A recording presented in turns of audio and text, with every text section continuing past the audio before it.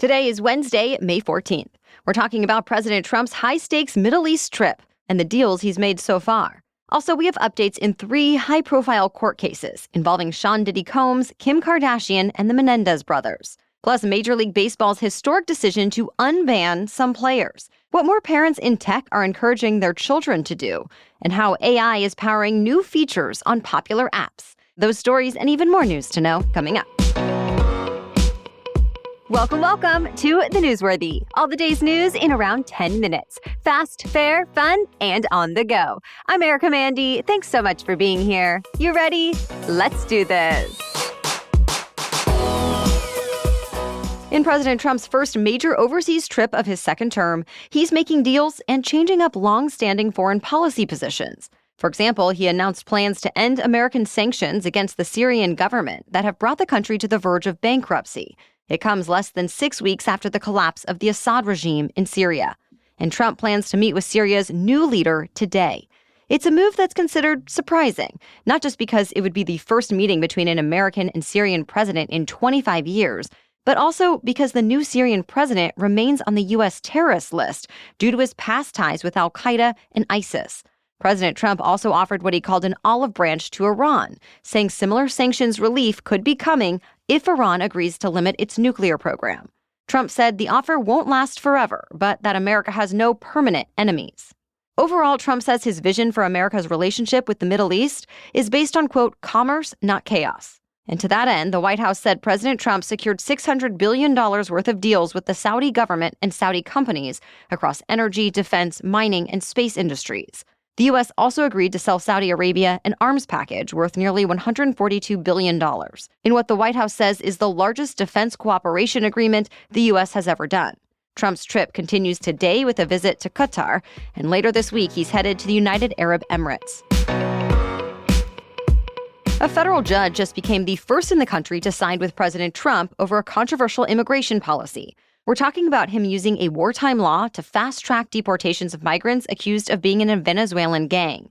The federal judge in Pennsylvania broke with her colleagues in Colorado, New York, and Texas by saying Trump was well within his rights to use the Alien Enemies Act. But she also said the administration does need to give targeted migrants more notice, like at least 21 days, and the opportunity to challenge their deportations in court.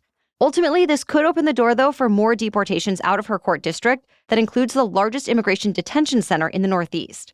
But ACLU lawyers who brought the case say they plan to appeal. And either way, the fact that this judge differs with others means a patchwork of protections. So the ACLU is asking the Supreme Court to come up with a nationwide resolution. In the meantime, the federal government is planning to pursue many more undocumented immigrants. And we're not just talking about the Homeland Security Department. Now, the New York Times reports thousands of FBI, drug, and gun agents are being redirected toward immigration enforcement.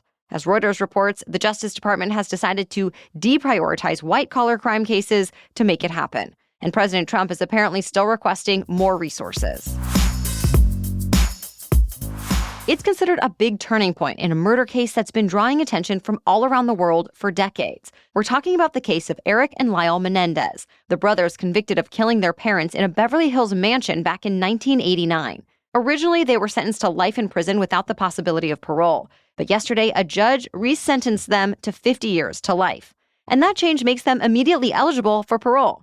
The decision came during a hearing in which both brothers said they took full responsibility for the murders. They have long argued they acted out of self-defense, but prosecutors said it was about a multi-million-dollar inheritance. Now the judge says the brothers made progress in prison and are not likely to reoffend.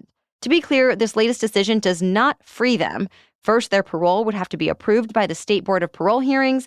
Then a final decision to parole them would be up for review by California Governor Gavin Newsom. Stay tuned. A star witness has testified against Sean Diddy Combs in his trial. His former girlfriend, Cassie Ventura, took the stand for 4.5 hours yesterday and is expected to return for more questioning today. Prosecutors have said Combs and his inner circle used threats, violence, drugs, bribery, arson, kidnapping, and lies to coerce Ventura and other women into sex acts and to keep quiet about them. Ventura told the court Combs wanted to control her life and that she felt humiliated by sexual events Combs called freak-offs that sometimes lasted days. Combs' defense lawyers have acknowledged their client has been violent with romantic partners But they say all the women agreed to the arrangements and that even evidence of domestic violence doesn't add up to the charges he's facing of racketeering and sex trafficking. Today, Diddy's defense team could cross-examine Ventura, to be continued. Another high-profile trial is underway in Paris, where Kim Kardashian came face-to-face with the people accused of robbing her at gunpoint. Kardashian had not seen the suspects since they allegedly went into her hotel room 9 years ago during Paris Fashion Week. Investigators say they restrained her with tape and zip ties and threatened her with a gun before stealing her jewelry and other valuables. During testimony yesterday, Kardashian said she thought she was going to die. In one memorable moment, the judge read a letter written by one of the suspects who apologized for his role in the robbery, and Kardashian said she forgave him, but that the trauma forever changed her life. In all, 10 people are now on trial on charges including armed robbery in an organized gang, kidnapping, and more. Two of Major League Baseball's most famous players are no longer banned for life, even though they've both passed away. We're talking about Pete Rose and shoeless Joe Jackson. They were both put on the league's permanently ineligible list for gambling on the game. But MLB Commissioner Rob Manfred this week decided that lifetime bans end when the players' lives end. And with that, Rose is allowed to be considered for induction into the Baseball Hall of Fame. Fans have been calling for this for a while since he holds the MLB record for number of games played and hits. Now Rose is eligible for Hall of Fame enshrinement as early as 2028. We have more news for you still coming up, but first I want to take a moment to tell you about our sponsor, Skylight.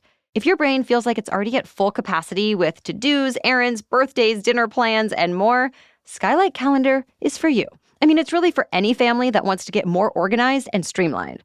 It syncs your entire family's schedule onto a sleek digital display so you can focus more on the important things, like actually drinking your coffee in peace, for example. I have loved our Skylight calendar. It helps keep my husband and I on the same page with synced calendars, synced lists, and meal plans. And it gives my kiddo a place to check off his routine each day in a really fun way. And I can't speak highly enough about the way you can upload pictures, PDFs, URLs, birthday invitations, and more, and it'll just auto-load what you need right into your recipes or calendar. Amazing. And get this, if in 120 days you are not 100% thrilled with your purchase, you can just return it for a full refund, no questions asked. Plus, right now, Skylight is offering our listeners $30 off their 15-inch calendars by going to skylightcal.com/newsworthy. Go to skylightcal.com/newsworthy for $30 off your 15-inch calendar. It's skylightcal.com/newsworthy. Now, back to the news. Foreign visitors seem to be avoiding the U.S., and now the World Travel and Tourism Council says the U.S. is on track to lose $12.5 billion in international travel spending this year alone. The WTTC explained by saying more travelers have negative feelings about the U.S. in the wake of steep tariffs and reports of other tourists being detained. So people are worried they might not have the right visa or might otherwise be wrongfully arrested. Meanwhile, other countries like China are relaxing visa requirements, hoping to encourage more international tourism. To be clear, the U.S. still has the world's largest tourism and travel market, but 90% of tourism spending last year came from people who already live in the U.S. Microsoft is the latest company to announce mass layoffs. The tech giant started letting go about 6,000 workers this week, nearly 3% of its entire workforce. This comes just a few months after its last round of layoffs. And since then, Microsoft reported strong sales and profits that actually beat Wall Street expectations. But the company has been under pressure to keep costs down, since it's spending billions of dollars building data centers and other infrastructure it needs to develop artificial intelligence. And that's true of other tech companies as well. Salesforce recently said it would lay off about 1,000 workers as it redoubles its AI efforts. And Meta announced about 3,600 layoffs earlier this year. Android is getting a major redesign. Google says it went through 46 research studies with more than 18,000 participants to come up with these changes. They include larger typography, more contrast, and so on. Google also announced several new or improved security features for Android users this week. For example, it's expanding the AI-powered scam detection tool for Google Messages. And it's rolling out a new Find Hub feature to let people do things like check if loved ones got home safely. The software will be available to download on its final form later this year. This all comes just weeks before Apple is also expected to preview its overhauled iPhone software. Apple similarly plans to change the look of its operating systems, making them simpler and more consistent. Apple's next operating system is also expected to make it easier to sign into a public Wi-Fi by syncing the login to all devices. And the tech giant previewed some new accessibility features like magnifier for Mac, Braille access, and more. Those changes and more are expected to roll out next month. Some of the world's most popular apps are rolling out some artificial intelligence upgrades. For starters, TikTok. It has a new feature called TikTok AI Alive. It lets people turn static photos into videos within TikTok stories. Like if your photo features a sky, clouds, and the ocean, TikTok could turn it into a video where the clouds start to drift and you hear the sound of waves crashing. Then there's Spotify. Premium subscribers can now use voice commands with the AI DJ feature to make requests, whether it be for a certain song, artist, genre, or mood. For example, you might say, surprise me with some indie songs I've never heard before, and it will apparently be able to deliver that for you. And finally, Audible. It's giving publishers the option to let AI narrate their books. They'll get to choose from more than 100 AI-generated voices across several languages. Right now, only about 2 to 5% of existing books exist in audio form, and Audible thinks this change could close that gap. That's it for the main news today, so now it's time for Work Wednesday, when we break down one interesting career or work-related news story every Wednesday. But first, this episode is brought to you by Honeylove.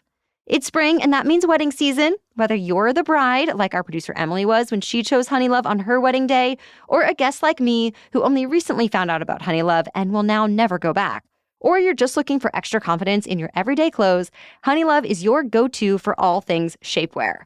The Superpower short, for example, smooths, shapes, and lifts, giving you a flawless silhouette under any outfit. And it never rolls down or up. That was a big problem for me when I wore other brands, but not anymore thanks to Honeylove.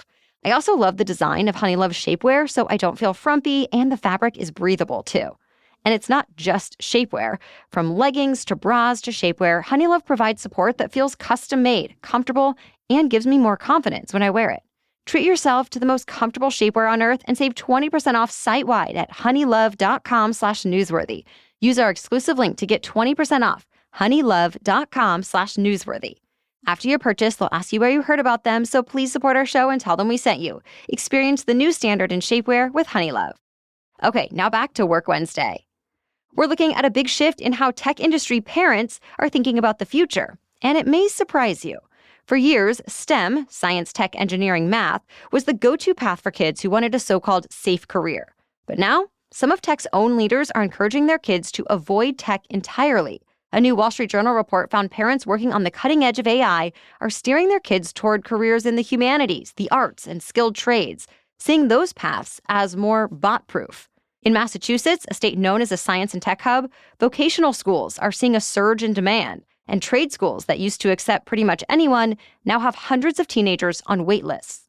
Several public high schools in the area are even reviving or expanding shop classes as part of a nationwide trend. And some parents who once urged their kids to code are now encouraging them to write, dance, or even learn to be electricians. The message? In a world where AI can do the logic, human creativity and connection just might be the new superpowers.